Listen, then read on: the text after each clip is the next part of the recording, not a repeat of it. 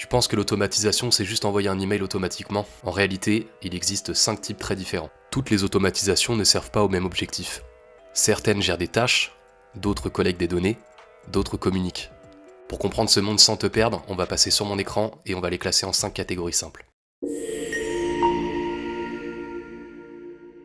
Alors voici donc les 5 grands types d'automatisation. On va avoir la productivité, gestion de tâches, c'est tout ce qui va t'aider à gérer des actions répétitives.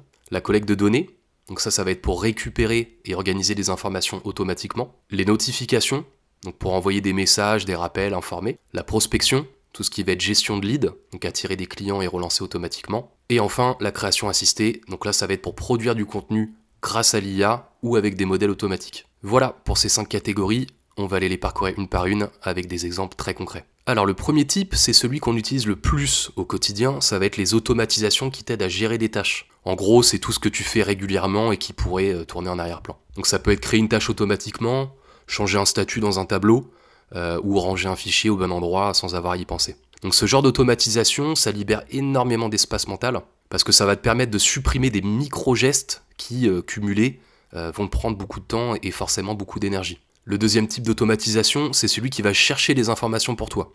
Donc ça va être super utile quand tu vas avoir besoin d'avoir une vision claire sur ce qui se passe sans avoir besoin de fouiller partout. Par exemple, tu vas pouvoir récupérer automatiquement des infos dans un email pour les mettre dans un tableau ou mettre à jour avec des chiffres que tu consultes régulièrement. Donc l'idée, c'est que tu n'as plus besoin d'aller chercher l'information partout, à droite à gauche. Elle va arriver déjà triée et elle va être prête à être utilisée. Et ça, pour prendre des décisions, ça va être quand même assez précieux. Le troisième type d'automatisation, ça va être les automatisations qui communiquent pour toi. Donc ça peut être un rappel juste avant un rendez-vous, par exemple, un message de bienvenue quand quelqu'un rejoint ton espace, ou une notification interne pour te prévenir qu'une action importante vient d'être faite. Donc ce type d'automatisation, ça va surtout t'aider à être régulier et réactif, même quand t'es pas dispo. Et ça, forcément, dans une organisation, par exemple, ça va changer vraiment la fluidité. Le quatrième type d'automatisation, il est plus orienté business, c'est ce qui va t'aider à gérer des prospects ou des clients potentiels. Donc ça peut être automatiser la récupération d'un contact, envoyer un premier message pour te présenter, ou relancer quelqu'un si tu n'as pas eu de retour. Ce type d'automatisation, il va te permettre d'être présent, même quand tu n'es pas en train de prospecter. Et forcément, pour beaucoup d'indépendants, par exemple, ça va faire une vraie différence. Et enfin, le dernier type, les automatisations créatives. Donc là, on ne parle plus seulement d'exécuter une action, mais de produire quelque chose.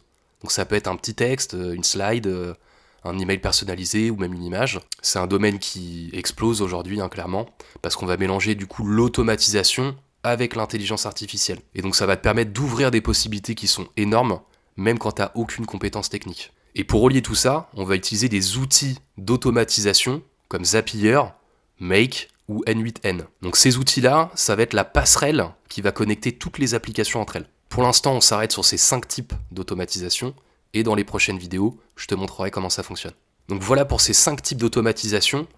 Tu vas voir que dès que tu connais ces catégories, ton cerveau il va commencer à repérer un petit peu des choses que tu pourrais automatiser toi-même, chez toi, dans ton travail, ou même dans ta manière de t'organiser au quotidien. Dans la prochaine vidéo, je vais t'aider justement à identifier ce qui pourrait, dans ton quotidien, être automatisé, pour justement te faire gagner du temps et que tu puisses commencer à voir quel type d'automatisation est le plus pertinent pour toi. Encore une fois, si tu veux avancer avec moi, pense à t'abonner, on progresse ensemble, à très vite dans la prochaine vidéo.